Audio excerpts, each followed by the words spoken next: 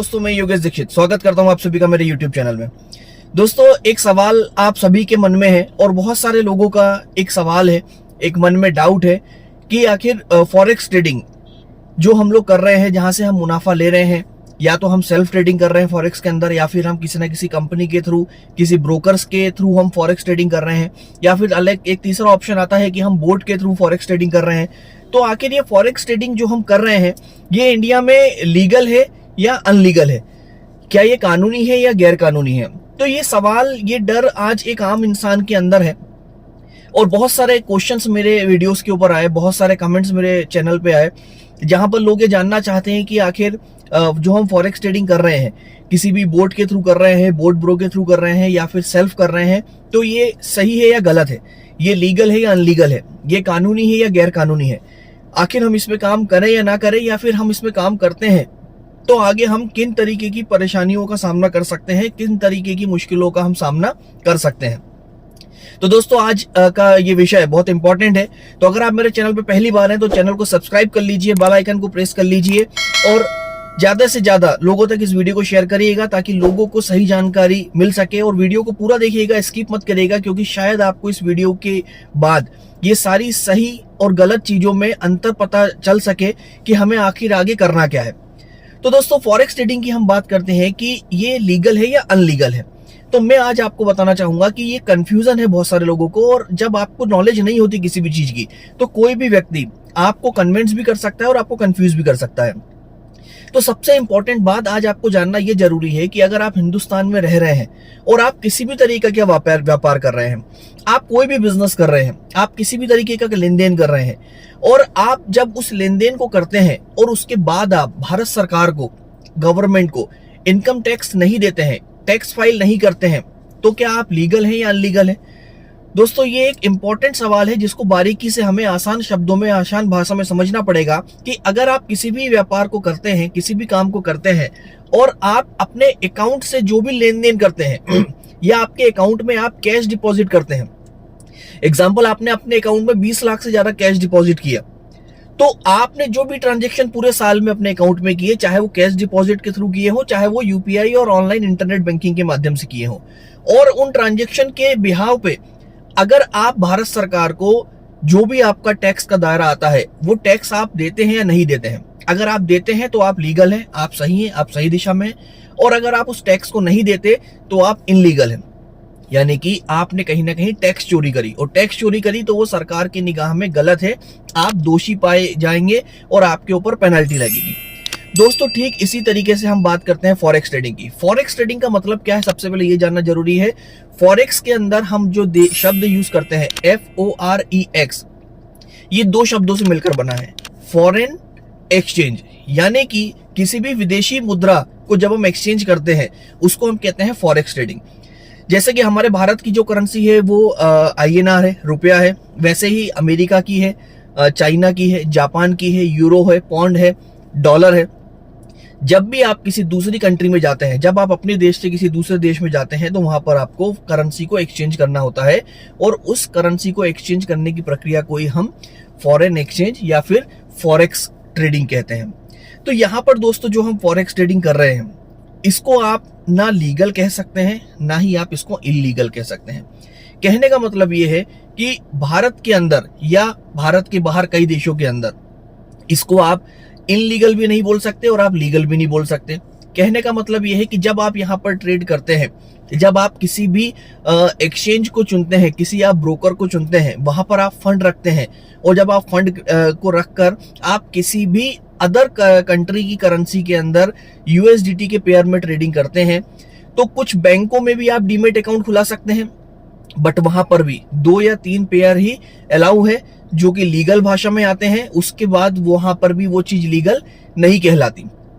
यहां पर आप जो ट्रांजेक्शन कर रहे हैं वो आप कैसे कर रहे हैं, वो आप कर रहे हैं INR के थ्रू। अगर आप अपने अकाउंट से पैसा किसी विदेश के अकाउंट में, खाते में अगर आप डायरेक्ट पहुंचाते हैं, तो कहीं ना कहीं वो फेमा एक्ट का उल्लंघन होता है। उसको रोकने के लिए, उसके अंदर पारदर्शिता बनाने के लिए भारत सरकार ने फेमा एक्ट बनाया हुआ है, जिसके तहत कोई भी विदेशी नागरिक या फिर इस देश से दूसरे देश में अगर किसी को फंड ट्रांसफर करना है तो उसके लिए आप NRI अकाउंट ओपन कराते हैं।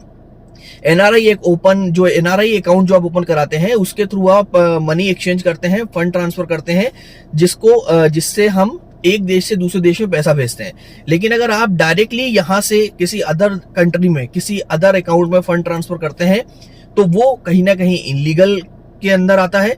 और जो आप यहाँ पर ट्रेडिंग कर रहे हैं, किस पे कर रहे हैं आप? किसी न किसी ब्रोकर के थ्रू कर रहे हैं। और उस ब्रोकर ने जो प्लेटफॉर्म दिया आपको, वो कौन सा दिया है? मेटाट्रेडर 4 या फिर मेटाट्रेडर 5, जो कि आपको प्ले स्टोर पर मिलेगा। तो वहां पर जाकर आप ट्रेडिंग कर सकते हैं। अब यहाँ पर जब हम ट्रेडिंग करते हैं तो आपने देखा होगा, हम जो फंड ट्रांसफर करते हैं वो INR के रूप में करते हैं, यानी कि हम INR में फंड देते हैं, जो कि किसी न किसी हमारे कंट्री का ही, यानी कि हमारे देश का लोकल का बैंक होता है जहां पर हम फंड ट्रांसफर करते हैं। देन वो हमको USDT में उसको कन्वर्ट करके देता है। हम डायरेक्टली किसी भी विदेशी अकाउंट में फंड ट्रांसफर नहीं करते। या फिर बहुत सारे एक्सचेंज है जहां पर आप डॉलर के थ्रू ट्रेडिंग कर सकते हैं। तो वहां पर जो डॉलर जो USDT इस्तेमाल होता है वो TRC20 का नेटवर्क हो सकता है, वो BP20 का होता है।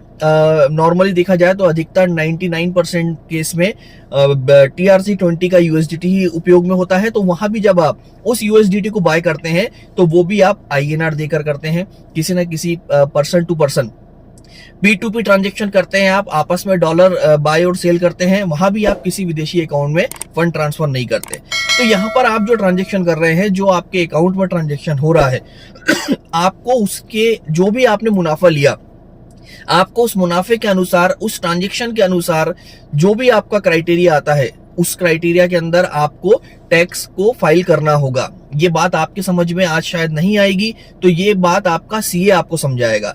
आपने जो भी अकाउंट में लेन देन किया है, चाहे वो UPI के थ्रू किया है, नेट बैंकिंग के थ्रू किया है, NEFT के थ्रू किया है, या फिर आपने कैश डिपॉजिट के थ्रू किया है, तो आपका वो पूरा की पूरा बैंक अकाउंट, एक अकाउंट है, 2 है या 3 है, जितने भी अकाउंट है, उसका पूरा ट्रांजेक्शन आप साल के आखिरी में अपने CA को देंगे। जब आप अपने CA को देंगे तो वो उस ट्रांजेक्शन के हिसाब से आपका दायरा डिसाइड करेगा कि आपको कितना लायबिलिटी आ रही है, कितना आपको टैक्स पे करना है।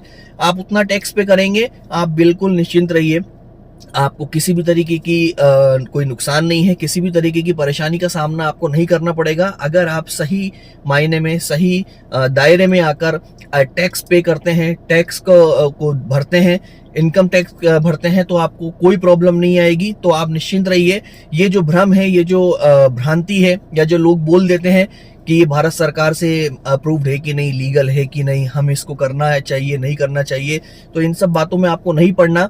इसको आप ऐसा समझ लीजिए कि ये लीगल भी है और ये अनलीगल भी है। क्या भारत में फॉरेक्स ट्रेडिंग गैर कानूनी है? उसके बाद एक क्वेश्चन मार्क है। वो क्वेश्चन मार्क ही सबसे बड़ा डाउट क्रिएट करता है, क्योंकि उस क्वेश्चन मार्क का मतलब हाँ भी नहीं है और ना भी नहीं है। जस्ट सिर्फ एक कंफ्यूज करने की ये एक बात है, जिससे लोग आगे ना बढ़ सकें, लोग ट्रेडिंग ना कर सकें, लोग चीज़ों को समझ ना सकें और अपनी लाइफ में ग्रोथ ना ले सकें।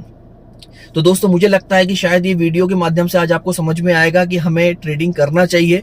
किसी तरीके की कोई समस्या नहीं है, कोई दिक्कत नहीं है। आप सेल्फ ट्रेडिंग भी कर सकते हैं, आप किसी ब्रोकर के माध्यम से भी ट्रेड कर सकते हैं, या फिर तीसरा ऑप्शन आपके पास है कि आप किसी अच्छे प्लेटफॉर्म के ऊपर जाकर, कोई अच्छे बोट में जाकर भी आप सब्सक्रिप्शन लेके ट्रेडिंग कर सकते हैं।